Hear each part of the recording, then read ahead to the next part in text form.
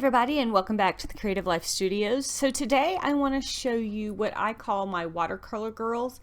They're just a simple sketch that you can turn into all sorts of different kinds of things. You can see that I'm just starting with just a basic U shape. I'm not even connecting the top of the head. I'm just adding a really slender neck and then I don't know what you would call that, kind of an egg shape that's just gonna kind of be the body. I don't put arms or anything on them. And then you can see I'm just making just slight little curves for the eyes. This time I'm not going to give them an eye. She's going to have her eyes closed, kind of just to make it easier. And then just going to do a simple line down the middle to give that idea of a nose. And then just three little humps underneath it to give the bottom of the nose and just some simple lips. So I think I drew that in 3 minutes. Something like 4 minutes, I can't remember. But you can see, oh, I'm gonna fix the eyeball or the eye because it wasn't really to my liking.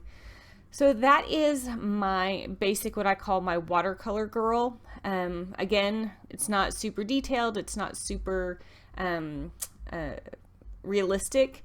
And I always use the hair to kind of reflect and enforce whatever theme I'm going with. So for this one, I'm going to be talking about birds because of the scripture we're using, which is Psalms 50:11. And I wanted to do just these cute little lovebirds that I found on Pinterest from, I think they're like a Shutterstock image. And I'm just kind of using them as reference to draw my little birds that are going to make her headpiece. I also wanted to do this love as kind of a lovebirds theme because the scripture we're using is, it's actually kind of twofold. So I'm using the scripture Psalm 50:11, which says, "I know every bird of the mountains and the creatures of the field are mine." And so I wanted to use it as kind of a twofold thought of being mine as in Christ, and then I'm making the birds, you'll see here in a minute, one's going to be pink, which stands for me, and one is going to be orange, which stands for my hubby because that's his favorite color. So I kind of thought it would be fun to kind of play off the lovebird theme for my marriage and for Christ. So I thought that was kind of fun. So you can see I've got my cute little birds. And now I'm just going to make some kind of swirlies around just to kind of give me an idea of where I want my hair piece, my hair crown, whatever you want to call it, to lay around my little, my birds that I'm going to paint here in just a minute.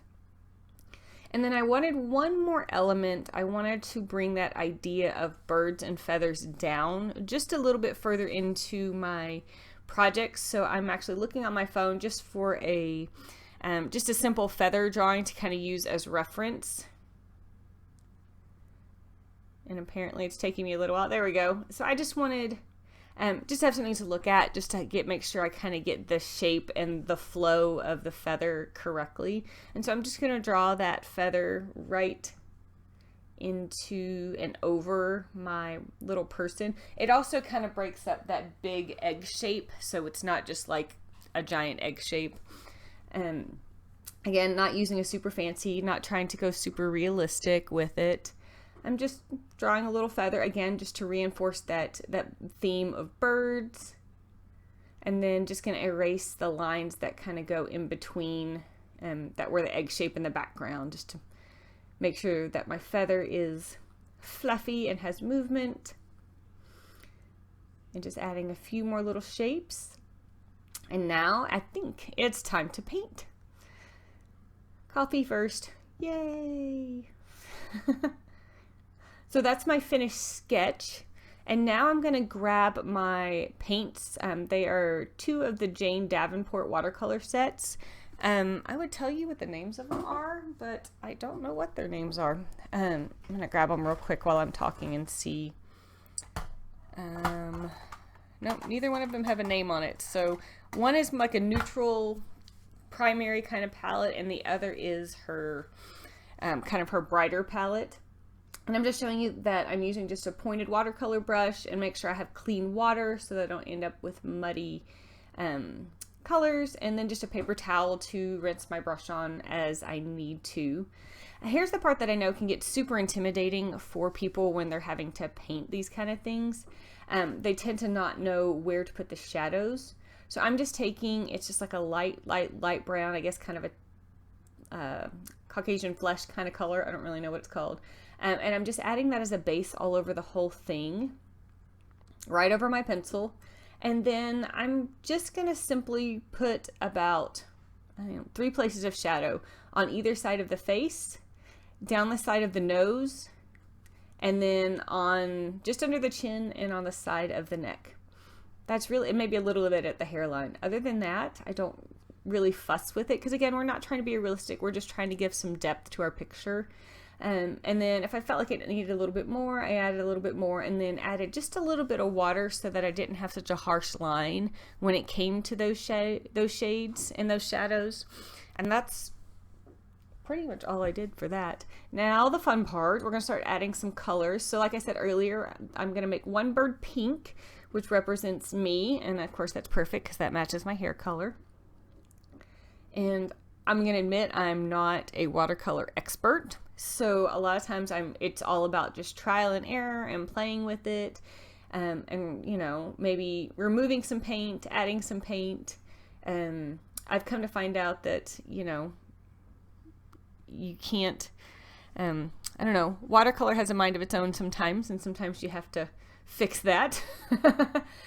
So for the orange bird, I just added a lot of watercolor to one side and then just used a wet brush to kind of just pull it over. So that way I'm always having a slightly darker area. So it just gives that, just kind of that idea of movement and depth. And for my swirlies, or I don't know if we're calling them flowers or we're calling it hair, maybe hair, blue hair, I don't know. Again, I'm not being super specific. I'm leaving some white areas.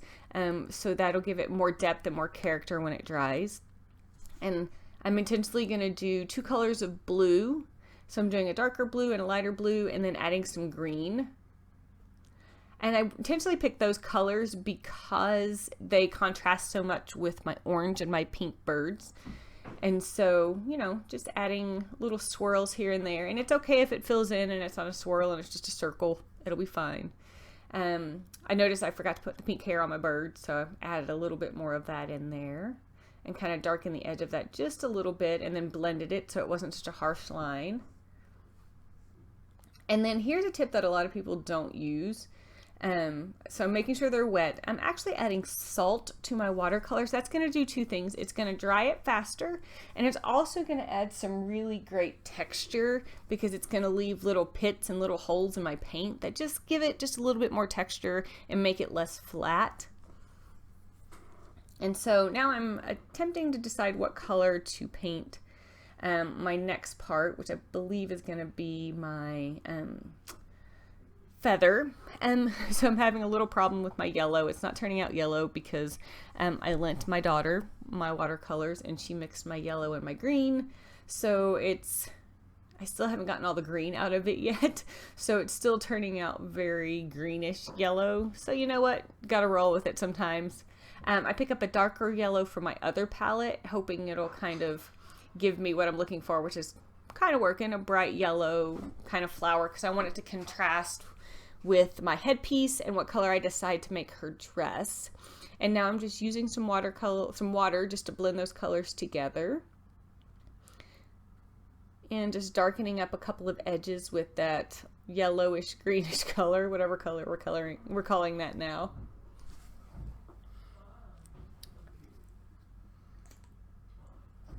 And again, adding that salt so I get some good texture, and I'm making sure to swipe it off because I'm going to paint her dress next, and I want to make sure that I'm not painting over salt. And for this, I'm going to do things a little bit differently. I'm going to do what's called a wet technique. So I'm actually going to decide on what color I want first, and then I'm going to go and take the dress and go ahead and just wet it down. And then it'll just give my watercolors just a little more movement whenever I start adding it, rather than to a dry page like I did with the other ones. And just getting a little bit of that pinkish color in between. And I'm just going to play with it until I'm in a happy place. Again, like I said, I'm definitely not a watercolor expert, but these are my favorite kind of ways to use watercolors because there's some freedom in it and you don't feel like you have to be super specific or that you have to be super hyper realistic with them. And I think that's kind of why I like making these little watercolor girls.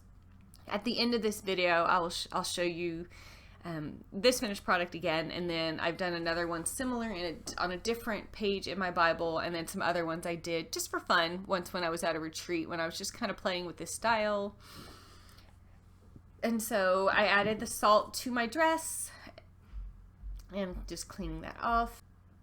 While I was painting everything else, I realized that I had forgotten to paint her lips. So I'm just going to add just that kind of maybe scarlet, pinkish, reddish color. I don't really know what color you would call it. To her lips just to give them a cute little smile. And now I'm kind of thinking about my title. I was originally going to handwrite a title in kind of a typography kind of style, but I decided instead that I would just grab some stickers and just kind of go for ease of use. So you're going to see I sped it up just a little bit here because I'm kind of just messing with my letters, moving them around and trying to find kind of the best placement for them. And you can kind of see I didn't like that one, so I'm going to move it. You know, sometimes stickers definitely are faster and they're a great way to add just great style to your Bible journaling without spending a whole lot of time. And so I definitely like that. And this is a really old set from, where is it from? I think it's Echo Park, from a line they had years ago. Let me see if I can grab it real quick while you're watching stickers. Yeah, it's Echo Park from their Be Mine line.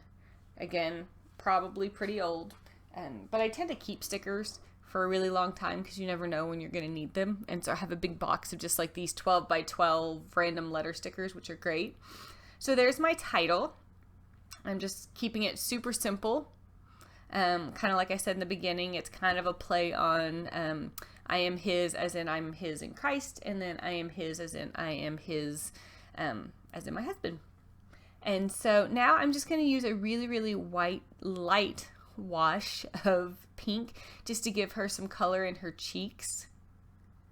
And you saw before that I just made sure that it was clean of any debris of salt so that I got a really great finish on that. My watercolor still weren't quite dry and I was kind of ready to move on. So I'm just hitting it just for a few seconds with a heat gun, so that I can go ahead and move on to the next step. I usually prefer to let it dry naturally, but if there's just a couple little spots that are still wet, I don't mind hitting it with a heat gun. The big thing is always with a heat gun is to keep it moving, never leave it in one place for too long, and just don't get it too close to your project. Now I'm just going to take my finger and I'm just going to rub all over it just to release all the salt that I had put on it earlier. Again, that salt is that twofold purpose. It helps your watercolors dry faster and it gives you just a great texture so you don't just have flat color. And using that heat gun, which is super handy just to kind of blow away any loose salt that might be on it. Super handy. Actually, that's the first time I've used that for the salt and I was like, well, that's a great idea. And so now I am taking more coffee because when I'm filming this, it wasn't crazy early, but it was, you know, still coffee time. I'm going to attempt again to clean my yellow up a little bit more and see if I can release the last of that green that's kind of stuck on the top of it. And hopefully I can get a brighter, more vivid yellow than I had been. So I'm just going to add some yellow to my crown and to my hair and my whatever all you want to call that, just to add some brightness and some lightness into it and just some more depth and color. And then I'm going to clean my brush off and just add a darker green into my feather. Again, just trying to add as much depth and character without trying to be super fussy, without trying to be super realistic.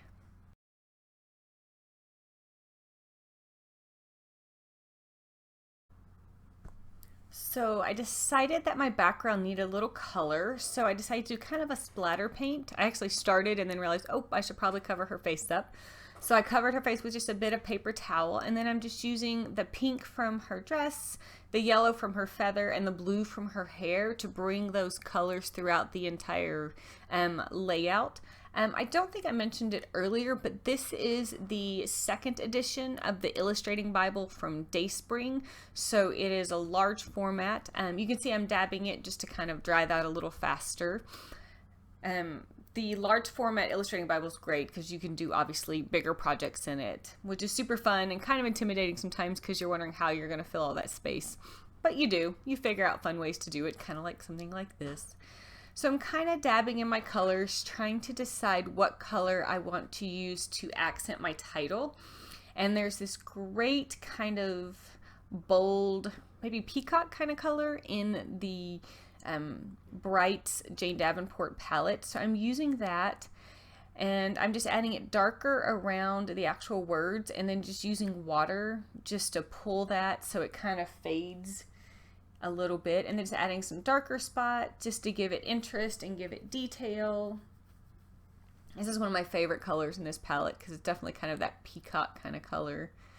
And just making sure I don't have any harsh edges by adding some water in there to kind of make it flow out just a little bit. Fun. And then again, adding that salt always to give me that great detail. And I'm just going to kind of let that marinate for a little bit. While my salt is hanging out around my title and that's drying, I'm just going to grab a bright color and highlight my verse that I'm using. And again, that's going to be Psalm 50, verse 11. And now I'm just going to go through with the same pen that I used earlier, and I'm just going to use that to kind of bring out my lines a little bit more.